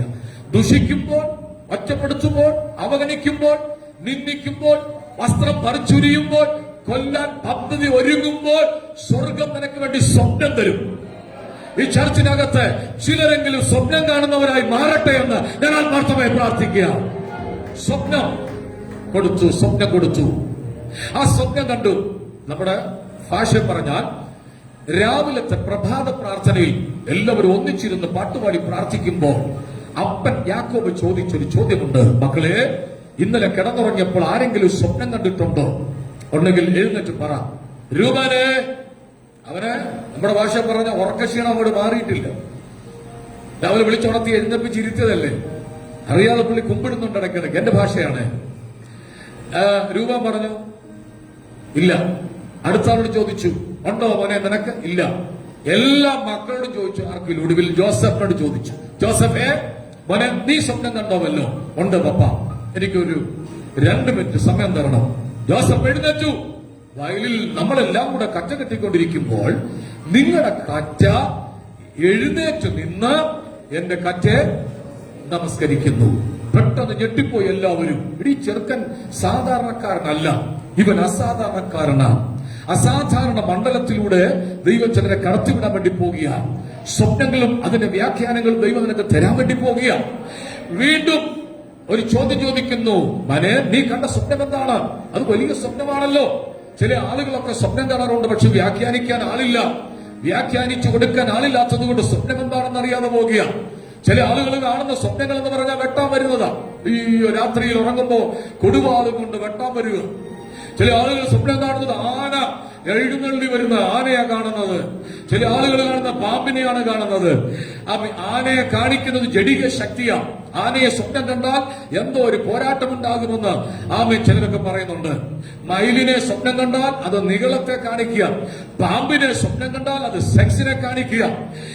പാമ്പ് കൊത്തുന്നത് കാണുക, പാമ്പ് കടിക്കുന്ന കാണുക. ചിലരെ പാമ്പെന്ന് വരിഞ്ഞു മുറുക്കുക. ഉറക്കം വിളിക്കുന്നുണ്ട്, പക്ഷെ ശബ്ദം പുറത്തു വരുന്നില്ല. പക്ഷെ ജോസഫ് കണ്ട സ്വപ്നം സുഖകരമായ സ്വപ്നമാണ്. പണ്ടൊരു അമ്മച്ചി പറഞ്ഞ പോലെ, ഞാനൊരു സ്വപ്നം കണ്ടു പാസ്റ്ററെ, ഒരു പെട്രോമാക്സ് കത്തുന്നുണ്ട്, പക്ഷെ അതിനകത്ത് മാൻഡിലില്ല. മാൻഡിലില്ലാതെ ഒരു പെട്രോമാക്സ് എന്ത് ചെയ്യത്തില്ല, കത്തത്തില്ല. ആ സ്വപ്നങ്ങളല്ല വേണ്ടത്. ദൈവത്തിലെ സ്വത്രം നമുക്ക് വേണ്ട സ്വപ്നം സ്വർഗീയ സ്വപ്നമാണ്. ഒരാമി പറഞ്ഞാട്ട് ചില ആളുകൾ എന്റെ അടുത്തും ഇവിടുത്തെ കാര്യങ്ങളല്ല, സ്വപ്നം കണ്ടിട്ട് എന്നോടൊന്ന് പറയും, പക്ഷെ ഇന്ന സ്വപ്നം കണ്ടു. ആ സ്വപ്നം എന്താ? കഴിഞ്ഞ വർഷങ്ങൾക്ക് മുമ്പ് എന്നോട് ഒരാളെന്ന് പറഞ്ഞു, ഞാനൊരു സ്വപ്നം കണ്ടു പാസ്റ്ററെ, അതൊന്ന് വ്യാഖ്യാനിക്കണം. ഞാൻ ചെന്തമാണ് ഒരു ചക്ക. ആ ചക്ക ഞാൻ വെട്ടിമുറിക്കുന്നു, രണ്ടായിട്ട്, 2 ഭാഗമായിട്ട് വെട്ടിമുറിക്കുന്നു. എന്നിട്ട് പിന്നെ കണ്ടത് ചൊളയെല്ലാം മാറ്റി വെച്ചിട്ട് കുരുവെല്ലാം തിന്നുന്ന സ്വപ്നമാണ്. ഞാൻ പറഞ്ഞത് സ്വപ്നമല്ലത് പേക്കിനാവാ, പൊക്കോളാൻ പറഞ്ഞു അല്ലേ? ദൈവത്തിന് സ്വപ്നം അത് പേക്കിനാവാ, പൊക്കോളാൻ പറഞ്ഞു. ജോസഫിന്റെ സ്വപ്നം ഭാവി നടക്കാൻ പോകുന്നതാണ്. ഈ രാത്രി ഇന്ന് പകൽ ശ്രദ്ധിച്ചു കേൾക്കുക. ദൈവത്തിന് നിന്നെ കുറിച്ചൊരു പദ്ധതിയുണ്ട്. അത് നടക്കുക തന്നെ ചെയ്യും. ഒരു ശക്തിക്കും അതിനെ തകർക്കാൻ കഴിയത്തില്ല. നീ കണ്ട സ്വപ്നം ധൈര്യത്തോടുകൂടി വിശ്വസിക്ക്, അത് നടക്കുക തന്നെ ചെയ്യും. നിങ്ങളുടെ കുഞ്ഞുങ്ങളെ കുറിച്ച് നിങ്ങൾ സ്വപ്നം കാണുന്നവരാണോ? നിങ്ങളുടെ മക്കളെ കുറിച്ച് നിങ്ങൾ സ്വപ്നം കാണുന്നവരാണോ? ഹലോ, ആണെങ്കിൽ ആ സ്വപ്നം നടക്കാൻ പോകുക. തകർച്ചയുടെ സ്വപ്നമല്ല കാണേണ്ടത്, പരാജയത്തിന്റെ സ്വപ്നമല്ല കാണേണ്ടത്. പിന്നെയോ ദൈവപ്രവൃത്തി വെളിപ്പെടുന്ന സ്വപ്നം നിങ്ങൾ കാണണം. ഏറ്റവും നല്ലത് നല്ല വാഹനങ്ങൾ, നല്ല വീട്, ഏറ്റവും നല്ല രീതിയിൽ. ചില ആളുകൾ പറയും പെന്തക്കോസ്റ്റിൽ പ്രോസ്പിരിറ്റി പറയരുത്, ഇത് കഷ്ടതയുടെ മാർഗമാണ്. ഞാൻ പറയട്ടെ, കഷ്ടതയുടെ മാർഗമാണെങ്കിൽ നിങ്ങൾ അങ്ങനെ അങ്ങ് പൊക്കോ. ഇത് സന്തോഷത്തിന്റെ മാർഗമാണ്. ഞാൻ പറയുമ്പോൾ ഒരു ആമി പറഞ്ഞോണം, ഉറക്കെ പറഞ്ഞാട്ട്. യേശു ക്രിസ്തു ദരിദ്രനായിരുന്നോ? അവൻ ദരിദ്രനായത് എന്തിനു വേണ്ടി? ഞാൻ ചോദിക്കട്ടെ, ഒരു ദരിദ്രന് 5000 പേർക്ക് ഫുഡ് കൊടുക്കാൻ പറ്റുമോ? യേശു ദരിദ്രനായിരുന്നെങ്കിൽ 5000 പേർക്ക് എവിടുന്ന് ഫുഡ് കൊടുത്താനെ? ഹലോ, യേശു ദരിദ്രനായിരുന്നെങ്കിൽ ഒരു ട്രഷാറിനെ കൊണ്ട് നടക്കോ കൂടെ? കേൾക്കുന്നില്ല. യേശു ദരിദ്രനായിരുന്നെങ്കിൽ ഒരു ട്രഷാറിനെ കൂടെ കൊണ്ട് നടക്കുവോ? ഒരു കാഷ്യറെ? ഇല്ല. യേശു ദരിദ്രനായിരുന്നെങ്കിൽ ഒരു പടക് ചോദിച്ചപ്പോ കൊടുക്കുമോ? ഒരു ഭിക്ഷക്കാരനോ ദരിദ്രനായ മനുഷ്യനോ നിന്റെ പടക് എനിക്കോട് തരാമോ? കഴിഞ്ഞ ദിവസം ഒരാൾ പറഞ്ഞ പോലെ എന്തോ ചെയ്യാനാ, വണ്ടി ഇഷ്ടപ്പെട്ടു, ഒന്ന് സ്റ്റാർട്ട് ചെയ്ത് കാണിക്കാൻ ചോദിച്ചതാ. സ്റ്റാർട്ട് ചെയ്ത് പുള്ളി വണ്ടിയും കൊണ്ട് അങ്ങ് പോയത്. പുള്ളിക്ക് വണ്ടി അങ്ങ് ഇഷ്ടപ്പെട്ടു, പക്ഷെ കുറച്ച് കഴിയുമ്പോൾ തിരിച്ചു വന്നു. അപ്പോഴേ ഈ മനുഷ്യൻ ഭയന്നു പോയി. ഒന്നുമില്ലാത്ത ഒരുത്തം വന്ന് നമ്മുടെ ഇന്നോവ കാറോ ബെൻസ് കാറോ ഓടി കാറോ ഒന്ന് കയറി ഇരുന്ന് ഒന്ന് സ്റ്റാർട്ട് ചെയ്തൊന്ന് കാണിക്കാൻ ചോദിച്ചാൽ നമ്മൾ പറയും വേറെ വണ്ടി വല്ലോ പിടിച്ചോളാം പറയും. യേശു ദരിദ്രനായിരുന്നെങ്കിൽ ട്രഷാറിനെ കൊണ്ട് നടക്കത്തില്ല. യേശു ദരിദ്രനായിരുന്നെങ്കിൽ കഴുതപ്പുറത്ത് കയറിപ്പോകാൻ ഒരു കഴുത വേണമെന്ന് പറഞ്ഞപ്പോ ആരും കയറാത്ത കഴുതയെ കൊടുക്കുമോ? യേശു ദരിദ്രനായത് നമ്മെ സമ്പന്നനാക്കാൻ വേണ്ടിയാ. ഉറക്കെ രാമ്യം പറഞ്ഞാട്ട് നിന്റെ സ്ഥിതിക്ക് ദൈവം മാറ്റം വരുത്തുമെന്നാണ് ഞാൻ പറഞ്ഞത്. നിന്റെ അവസ്ഥയ്ക്ക് ദൈവം മാറ്റം വരുത്തുമെന്നാണ് പറയുന്നത്. ഒന്നുമില്ലെങ്കിൽ കൈ അടിച്ചങ്ങ് സ്വോത്രം പറഞ്ഞോണോ, ഒന്നുമില്ലെങ്കിൽ ദൈവത്തെ അങ്ങ് സ്തുതിച്ചുകൊണ്ടിരുന്നോണോ. നീ അറിയാതെ നിന്റെ വീടിനകത്ത് ദൈവത്തിന്റെ പ്രവൃത്തി ദൈവം ചെയ്യുക തന്നെ ചെയ്യും. നമ്മുടെയൊക്കെ അവസ്ഥ ഒന്ന് ഓർത്തു നോക്കിക്കേ. 10 വർഷം മുമ്പ് 15 വർഷം മുമ്പ് നമ്മുടെ അവസ്ഥ എങ്ങനെയായിരുന്നു? ഒന്നുമില്ലായ്മയിൽ നിന്ന് നമ്മെ ദൈവം ഇത്രത്തോളം കൊണ്ടുവന്നില്ലേ? എങ്കിൽ വരുന്ന 5 വർഷത്തിനുള്ളിൽ കർത്താവരെ താമസിച്ചാൽ ഇവിടെ ഇരിക്കുന്ന പല ആളുകളുടെ സ്ഥിതി ദൈവം മാറ്റിയിരിക്കും.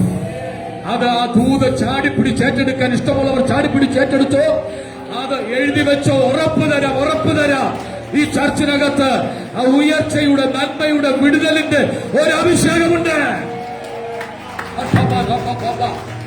കർത്താവോട് പറയുന്നു, താഴ്ചയിലിരുന്നവർ, വീണുപോയവർ, തകർന്നുപോയവർ, താണുപോയവർ, ഞെരുക്കത്തിലിരുന്നവർ, ഇന്നലത്തെ കണക്ക് പറഞ്ഞുകൊണ്ടിരിക്കരുത്. ഇനി മേലിൽ ഒന്നുകൂടെ പറയാം, തകർച്ചയുടെ കണക്ക് തീർന്നു, ഉയർച്ചയുടെ കണക്ക് പറയാൻ പോകുക. വായ്പ വാങ്ങിക്കുന്ന നിന്റെ കൈക്കകത്ത് ദൈവം സമ്പത്ത് വെച്ച് തരാൻ പോകുക. വിശ്വസിക്കുന്ന മാത്രം ആദ്യം പറഞ്ഞാൽ മതി. ദൈവം നിനക്ക് സമ്പത്ത് തരാൻ പോകുക. നീ വായ്പ വാങ്ങിക്കത്തില്ല, അടുത്ത കൊടുക്കുന്ന കൂട്ടത്തിൽ ചില ആളുകൾ ചിന്തിക്കും, ഓ അതൊക്കെ നടക്കുമോ പാസ്റ്റർ, അതൊക്കെ ഇനി നടക്കണേ, എന്ത് ചെയ്യണം, കുഞ്ഞുങ്ങളെല്ലാം പഠിച്ചില്ലെല്ലാം വേണ്ട. നീ വിശ്വസിച്ചാ മതി, ദൈവത്തിന്റെ അത്ഭുതം നിനക്ക് വേണ്ടി കർത്താവ് ചെയ്യും. ഒന്നാമത്തെ സ്വപ്നം അവസാനിച്ചു. അടുത്ത ദിവസം പ്രഭാത പ്രാർത്ഥനയ്ക്ക് വേണ്ടി എല്ലാവരും വട്ടം കൂടിയിരിക്കുമ്പോൾ എല്ലാവരോടും അപ്പൻ ചോദിച്ചൊരു ചോദ്യം, ജോസഫ് ഒഴിച്ച് ബാക്കി ആരെങ്കിലും സ്വപ്നം കണ്ടിട്ടുണ്ടെങ്കിൽ പറയാം. ഇവന്മാര് വല്ലോ സ്വപ്നം കാണും. പണ്ടൊരാൾ പറഞ്ഞു, നീ എന്നെ അറിയുന്നു, ഞാൻ നിന്നെ മറിയുന്നു. രാവിലെ മുതൽ ആ കഷ്ടപ്പെട്ട് അധ്വാനിച്ച് എല്ലാ ജോലിയും കഴിയുമ്പോ ദൈവമേ എന്നെ നീ അറിയുന്നല്ലോ എന്ന് പറഞ്ഞ് കുരിശും വരച്ച് കിടന്ന് ഉറങ്ങുന്ന രൂപേനെ നീ വല്ല സ്വപ്നം കാണുമോ? ദൈവവുമായി കണക്റ്റായി കിടക്കുന്നവനെ സ്വപ്നങ്ങൾ കർത്താവ് കൊടുത്തുകൊണ്ടിരിക്കും. മനസ്സിലായില്ല? ദൈവവുമായി ബന്ധമുള്ളവന് സ്വപ്നങ്ങൾ കിട്ടിക്കൊണ്ടിരിക്കും. അപ്പൊ പറഞ്ഞു, ജോസഫ് പറയണ്ട, നമ്മുടെ ഭാഷയിൽ പറഞ്ഞ ഒരു ചെറിയ പേപ്പറിനകത്ത് എഴുതി കൊടുത്തു അപ്പന്റെ കയ്യിലോട്ട്, അപ്പ ഇന്ന് എനിക്ക് 2 മിനിറ്റ് സാക്ഷിക്കാൻ സമയം തരണം. ബൈബിൾ അങ്ങനൊന്നും ഇല്ല കേട്ടോ. അപ്പൊ വായിച്ചു നോക്കി, ജോസഫിന്റെ കത്ത്. എന്താണ് കത്ത്? 2 മിനിറ്റ് സാക്ഷിക്കാൻ സമയം തരണം. അപ്പനോർത്ത് കൊടുത്തേക്കാം, അപ്പനല്ലേ വീടിന്റെ കാര്യങ്ങൾ നടത്തുന്നത്. അപ്പൻ പറഞ്ഞു, ജോസഫേ എഴുന്നേറ്റ് പറ, ചുരുക്കി പറയണം, നീണ്ടുപോകരുത്. ജോസഫ് എഴുന്നേറ്റ് പറഞ്ഞു, അച്ചാച്ചന്മാരെ, അപ്പ അമ്മ, സൂര്യനും ചന്ദ്രനും 11 നക്ഷത്രവും എന്നെ നമസ്കരിക്കുന്ന കാഴ്ച, അടുത്തിരുന്ന രൂപൻ അവന്റെ ആ ഉടുപ്പുണ്ടല്ലോ, മുമ്പ് ഇട്ട ഉടുപ്പ്, അതിനെ ചോട്ടി പിടിച്ചിട്ട് വലി വലിച്ചു. ആ ഇരിപ്പ് അന്ന് ഇരുന്നതാ. പിന്നെ സ്വപ്നവുമില്ല, ദർശനവുമില്ല, വെളിപ്പാടുമില്ല, ഒന്നുമില്ല. നമ്മുടെ ഭാഷ പറഞ്ഞൊരു കിനാവ് പോലും ഇല്ല. ജോസഫ് അന്ന് ഇരുന്നതാ. അങ്ങനെ ഇരുത്തിയവരിനകത്ത് ഇരിപ്പുണ്ട്. നീ പാടിയപ്പോ, നീ പ്രസംഗിച്ചപ്പോ, നീ സാക്ഷ്യം പറഞ്ഞപ്പോൾ, നീ പ്രബോധനം പറഞ്ഞപ്പോൾ പിടിച്ചിരുത്തിയ ആളുകളുണ്ട്. അവരുടെ മുമ്പിൽ ദൈവം നിന്നെ സടകുടഞ്ഞ് എഴുന്നേൽപ്പിക്കാൻ പോവുക. മനസ്സിലായവർക്കായി ഞാൻ സ്തോത്രം ചെയ്യുക. നീ പറഞ്ഞ കാര്യങ്ങൾ അംഗീകരിക്കാതെ നിന്നെ ഇറക്കി വിട്ട ആളുകളില്ലേ? നീ പറഞ്ഞ കാര്യങ്ങൾ അവർ അക്സെപ്റ്റ് ചെയ്യാതെ നിനക്കെതിരെ വിമർശനം പറഞ്ഞ് നിന്നെ അടിച്ചൊതുക്കിയവരില്ലേ? അവരുടെ മുമ്പിൽ ദൈവം നിന്നെ മാനിക്കാൻ പോവുകയാണ്. യേശുവിന്റെ നാമത്തിൽ കൈയടിച്ചൊന്ന് ദൈവത്തിന് സ്തോത്രം ചെയ്താട്ട്. ഇത് ദൈവത്തിന്റെ വിശ്വസ്തതയാണ്. ഇത് ദൈവത്തിന്റെ ശ്രേഷ്ഠതയാണ്. അന്ന് തീർന്നതാണ്. അങ്ങനെയാണെങ്കിൽ ഞാൻ ഇന്ന് സമയം അവസാനിച്ചുകൊണ്ട് ആ ഭാഗങ്ങളുടെ ബ്രേക്ക് ബാക്കി ദൈവം അനുസരിച്ച് നമുക്ക് അടുത്ത ആഴ്ച എടുക്കാം. 3-4 കാര്യം ഓർമ്മിച്ചു. സ്വപ്നമുള്ളവന് പോരാട്ടമുണ്ട്. നിന്നോടല്ല പോരാട്ടം, നിന്റെ സ്വപ്നത്തോടാണ്, നിന്റെ അഭിഷേകത്തോടാണ്. കണ്ണടയ്ക്കാം, ദൈവത്തോട് പ്രാർത്ഥിക്കുക. സമയം അതിവേഗം കടന്നു പോകുന്നല്ലോ. ദൈവം നിന്നെ കാണിച്ച സ്വപ്നങ്ങൾ നടക്കാൻ പോകുക. ഇതുവരെ കണ്ടിട്ടില്ലാത്ത, ഇതുവരെ പ്രാപിക്കാത്ത ഒരു ആത്മമണ്ഡലം ദൈവം നിനക്ക് വേണ്ടി ചെയ്യാൻ പോകുകയാണ്. സ്വർഗത്തിലെ ദൈവം നിനക്ക് വേണ്ടി കാര്യം സാധിപ്പിക്കാൻ പോകുകയാണ്. നീ ഭാരപ്പെട്ടിരുന്ന വിഷയത്തിന്മേൽ ദൈവം നിനക്ക് വേണ്ടി ചലിക്കാൻ പോകുകയാണ്. ദൈവത്തിന്റെ മഹത്വം ദൈവം നിനക്ക് വേണ്ടി ചെയ്യാൻ പോകുകയാണ്. എല്ലാ കണ്ണുകളും അടച്ച് കർത്താവിന് പ്രാർത്ഥിച്ച്. ജോസഫ് ഫലപ്രദമായ ഒരു വൃക്ഷമാണ്. അവൻ വളരാൻ വേണ്ടി പോകുകയാണ്. ആട്ടിൻകൂട്ടത്തെ പോലെ ജോസഫിനെ നടത്തിയ ദൈവം നിന്നെ നടത്താൻ പോകുകയാണ്. നിന്നെ ദേഷിച്ചവരുണ്ട്, നിന്നെ പരിഹസിച്ചവരുണ്ട്, നിനക്കെതിരെ അപമാനം പറഞ്ഞവരുണ്ട്. നീ ലജ്ജിക്കരുത്. അവിടെ മുമ്പിൽ നീ മാന്യമായി നടക്കാൻ പോകുകയാണ്. ഇപ്പോൾ ആരെങ്കിലും നിന്നെ പിടിച്ച് ഇരുത്തിയെങ്കിൽ നീ എഴുന്നേക്കാൻ പോകുകയാണ്. ആരെങ്കിലും നിന്നെ ഒതുക്കാൻ നോക്കുന്നെങ്കിൽ ദൈവം നിന്നെ ബലത്തോട് എഴുന്നേൽപ്പിക്കാൻ പോകുകയാണ്. കർത്താവേ, ഈ ജനത്തെ ഞാൻ ബ്ലസ് ചെയ്ത് പ്രാർത്ഥിക്കുക, അനുഗ്രഹിച്ചു പ്രാർത്ഥിക്കുക. ഈ ദിവസങ്ങളിൽ സ്വപ്നത്തിന്റെ മണ്ഡലങ്ങളിലേക്ക്, ആത്മാവിന്റെ മണ്ഡലങ്ങളിലേക്ക്, കൃപാവരങ്ങളുടെ മണ്ഡലങ്ങളിലേക്ക് സ്വർഗം അവരെ കൈപിടിച്ചു നടത്തുമാറാകണം. ഇന്നലകളിൽ അവർ അനുഭവിച്ച വേദനകൾ, ഇന്നലകളിൽ അവർ അനുഭവിച്ച സങ്കടങ്ങൾ ദൈവം അറിഞ്ഞവരെ മാനിക്കണമെന്ന് പ്രാർത്ഥിക്കുന്നു. പുത്തൻ വഴികൾ തുറന്ന് അവരെ ഓർക്കണമേ. പകയ്ക്കുന്നവർ കണ്ട് ലജ്ജിക്കേണ്ടതിന് ജോസഫിന് ഒരടയാളം കിട്ടിയതുപോലെ ഞങ്ങളെ പകയ്ക്കുന്നവർ കണ്ട് ലജ്ജിക്കേണ്ടതിന് ഈ ദിവസങ്ങളിൽ ഞങ്ങൾക്ക് നന്മയ്ക്ക് ചില അടയാളങ്ങൾ തരാൻ പോകുന്നത് കൊണ്ട് സ്തോത്രം. യേശുവിൻ നാമത്തിൽ തന്നെ.